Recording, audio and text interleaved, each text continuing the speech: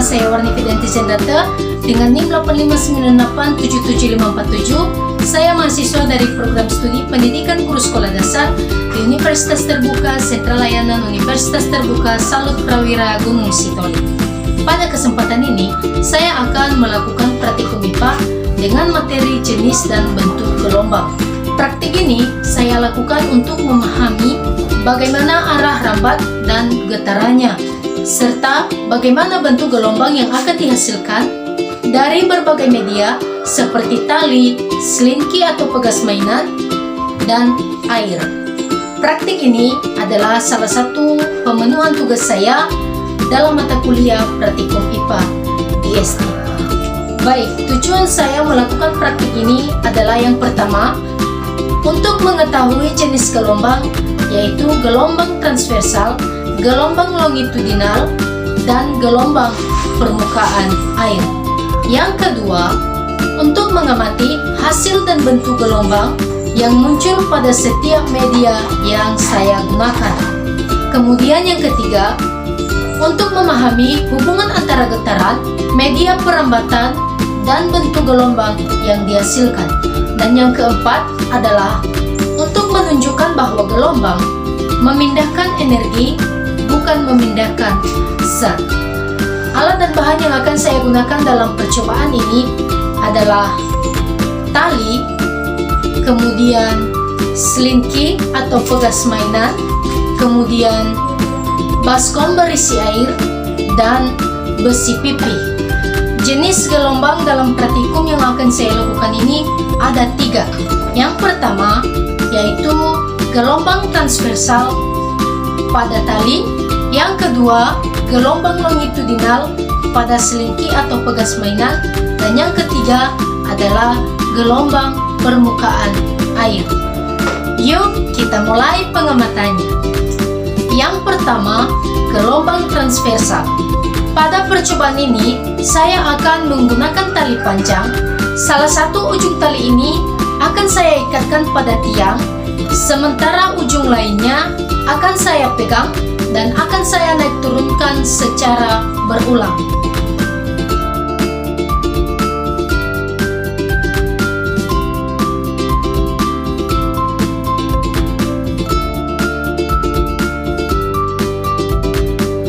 Dari hasil percobaan, terlihat bahwa gelombang bergerak ke arah mendatar, sedangkan tali bergetar ke arah tegak lurus terhadap arah rambatnya. Tali tampak membentuk puncak dan lembah secara bergantian. Inilah yang disebut dengan gelombang transversal, yaitu gelombang yang arah getarannya tegak lurus terhadap arah rambatnya. Terbentuk gelombang dengan puncak dan lembah yang jelas. Energi berpindah melalui tali, tetapi tali itu tidak ikut berpindah seluruhnya. Contoh dari gelombang transversal di dalam kehidupan kita sehari-hari seperti gelombang cahaya dan gelombang pada tali gitar. Yang kedua yaitu gelombang longitudinal. Pada percobaan kedua ini, saya akan menggunakan selinki atau pegas mainan. Selinki ini akan saya rentangkan di atas meja, lalu saya akan mendorong salah satu ujungnya secara maju mundur beberapa kali. Dari pengamatan, terlihat bahwa selinki terbentuk bagian rapat atau kompresi dengan renggang atau regangan yang bergerak sepanjang selinki.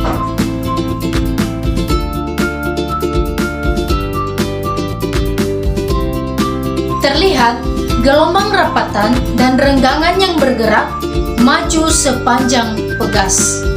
Energi berpindah melalui getaran partikel ke arah yang sama dengan arah rambat. Contoh dari gelombang longitudinal di dalam kehidupan sehari-hari seperti gelombang bunyi, di mana udara bergetar searah dengan rambat suara. Yang ketiga adalah gelombang permukaan air. Pada percobaan ketiga ini, saya akan melakukan percobaan gelombang menggunakan baskom yang berisi air. Kemudian, saya akan menjatuhkan besi pipih ke tengah permukaan air dan mengamati apa yang terjadi pada permukaan air tersebut. Dari hasil pengamatan, terlihat bahwa terbentuk gelombang melingkar yang merambat pada titik jatuh besi ke segala arah.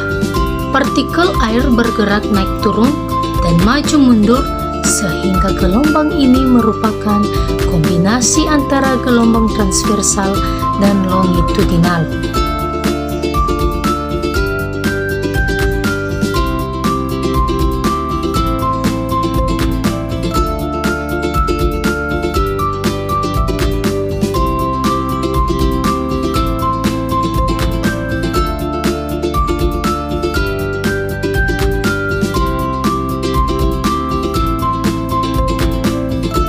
Terlihat gelombang berbentuk lingkaran yang menyebar di permukaan air. Energi dari besi berpindah ke air menyebabkan air bergetar tetapi tidak berpindah tempat secara keseluruhan. Contoh dari gelombang permukaan air yang sering kita temui di dalam kehidupan kita sehari-hari seperti ombak di laut atau riak air kolam. Dari ketiga percobaan yang saya lakukan ini, kita dapat menyimpulkan bahwa gelombang merupakan getaran yang merambat melalui suatu medium. Gelombang transversal memiliki arah getar tegak, lurus arah rambat. Gelombang longitudinal memiliki arah getar sejajar atau rambat. Kemudian, gelombang permukaan air merupakan gabungan dari keduanya. Dengan demikian, kita dapat memahami bahwa gelombang dapat memindahkan energi tanpa memindahkan zat atau mediumnya. Demikianlah praktik sederhana saya ini di dalam materi jenis dan bentuk gelombang. Semoga bermanfaat dan sampai jumpa pada video praktikum IPA berikutnya.